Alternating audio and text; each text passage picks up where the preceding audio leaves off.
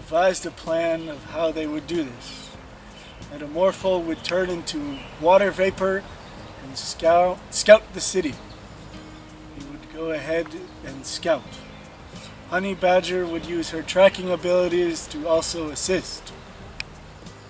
And Captain Crunch would just keep the cereal coming to keep the rats occupied so they didn't start gnawing through the steel and concrete.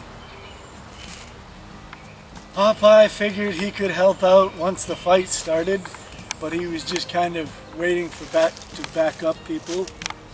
And Skate Man, well, Skate Man's not the most useful superhero. In his one comic book appearance, he gets beaten up.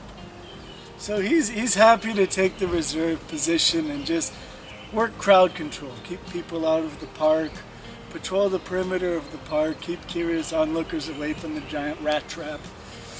And if Ratcatcher comes to try to recruit the rats, he would fight him one-on-one. But as they finally found Ratcatcher, they realized one thing. This wasn't the ordinary Ratcatcher that they'd fought in the past. He was much too cunning, he was much too organized. Clearly he had friends. Clearly he worked for a higher organization than just himself. They realized that the problems going on around the globe might be interconnected.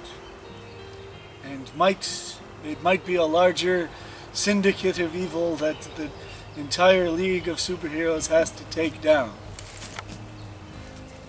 But they would focus on Ratcatcher for now and deal with the bigger problem later. Metamorpho spotted Ratcatcher and snuck up behind him and turned into a puddle of water. And when Ratcatcher stepped into the puddle of water, Metamorpho turned to ice, trapping Ratcatcher's foot.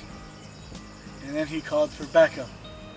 Skate Man, Popeye, and Honey Badger came to the rescue. They were about to fight when Ratcatcher said, No, I'm not going to fight you. I give up and my rats do my fighting for me.